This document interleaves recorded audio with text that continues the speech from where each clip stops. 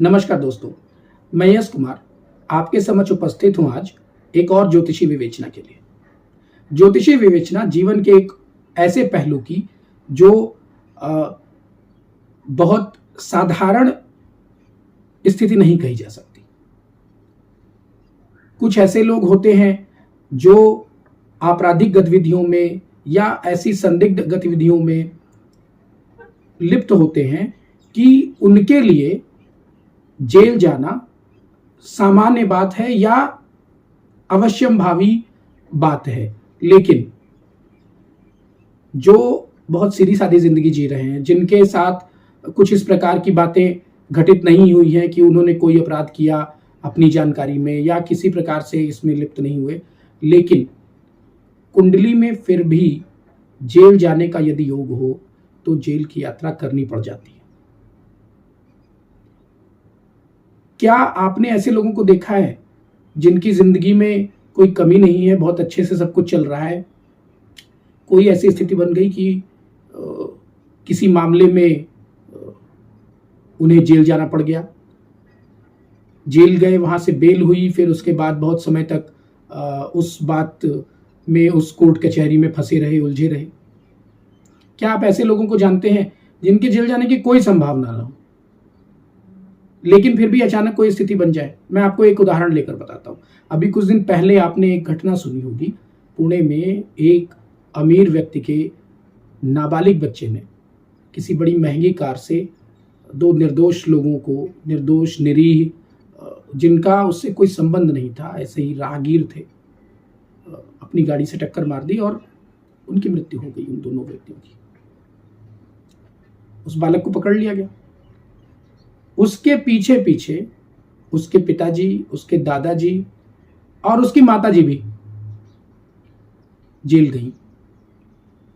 उसके बाद की कानूनी प्रक्रियाएं अलग बात हैं, लेकिन आप ऐसे समझिए, एक ऐसे संपन्न परिवार की महिला जिसका कि इस सब बात से कुछ लेना देना नहीं है और वह इस कृत्य की सीधे तौर पे दोषी भी नहीं है, अन्य प्रकार से आप कह सकते हैं लेकिन सीधे प्रकार से नहीं कह सकते, लेकिन फिर भी उसे जेल जाना पड़ा। स्थितियां ऐसी बनी। आखिर कुंडली में ऐसी कौन सी दशाएं होती हैं जिनकी वजह से जेल जाना पड़ जाता है व्यक्ति को? अब जेल जाने की बहुत सारी दशाएं हो सकती हैं। राजनीतिक लोग अक्सर गाहे बेगाहे जेल जाते रहते हैं, आते रहते हैं, तमगे की तरह पहनते हैं इस जेल यात्रा को। अपराधी, उचक्के, चोर, जुआ खेलने वाले, धोखाधड़ी करने वाले अपने लिए जेल जाने की संभावना से इनकार नहीं करते। उन्हें जेल की यात्रा करनी पड़ती है, कभी बचे रहते हैं, कभी कुछ ऐसे लोग जो अनैतिक कृत्यों में संलग्न है, जैसे कि रिश्वतखोरी या किसी प्रकार की धोखाधड़ी या किसी प्रकार के सरकारी फंड का दुरुपयोग इत्यादि। वो अपने बचाव के लिए उद्यत रहते हैं। वो समझते हैं कि जब ऐसी कोई स्थिति बनेगी तो मैं अपना बचाव कर लूंगा, या जिस अनैतिक कार्य को करने के लिए मैं पकड़ा जाने वाला हूं वैसा ही अनैतिक दूसरा कार्य कर लूंगा, रिश्वत दे दूंगा और इस प्रकार से जेल से बच जाऊंगा। सबके साथ ऐसा नहीं होता कि वो बच जाएं, कुछ चले जाते हैं, कुछ बच जाते हैं, कुछ के कृत्य उजागर ही नहीं होने पाते। ये कुंडली की विभिन्न स्थितियां ही तो हैं जिनकी वजह से कुछ लोगों को जेल जाना पड़ जाता है। मैं आपको एक दशा बताता हूं, ऐसी बहुत सारी दशाएं हो सकती हैं कुंडली में। निर्बल भावों की वजह से, दुष्ट और पापी ग्रहों की वजह से, उनकी विभिन्न स्थितियों में बैठने और एक दूसरे को देखने की वजह से बहुत बहुत सारी स्थितियां हो सकती हैं। लेकिन एक बहुत ही सामान्य सी स्थिति मैं आपको बताता हूं ग्रहों की। किसी भी लग्न की कुंडली हो, राहु यदि 12वें स्थान को देखता हो या उसमें बैठा हो और 12वें का स्वामी निर्बल हो, निर्बल फिर वही बात, छठ बलों में से किसी भी प्रकार से बल उसको न प्राप्त होता हो, अंश बल में हीन हो या अपनी नीच राशि में बैठा हो, शत्रुग्रही हो, किसी त्रिक भाव में बैठा हो इत्यादि। निर्बल होने की बहुत सारी दशाएं हैं, उनमें से किसी प्रकार से भी निर्बल हो, या 12वें स्थान का स्वामी और राहु कहीं एक साथ बैठे हों और 12वें का स्वामी निर्बल हो, तो ऐसे व्यक्ति को जेल जाना पड़ सकता है। जेल जाने की दशा जीवन में उत्पन्न हो जाती है किसी गलती की वजह से। ध्यान रखिएगा, यहां मैं गलती का जिक्र कर रहा हूं। मतलब ऐसा व्यक्ति यह स्वीकार करेगा कि हाँ, यह गलती मुझसे हो गई जिसकी वजह से मुझे जाना पड़ेगा जेल। और इसी एक ग्रही स्थिति का मैंने क्यों विवरण किया, क्योंकि ऐसी स्थिति में मैंने लोगों को जेल जाने से बचते हुए भी देखा है।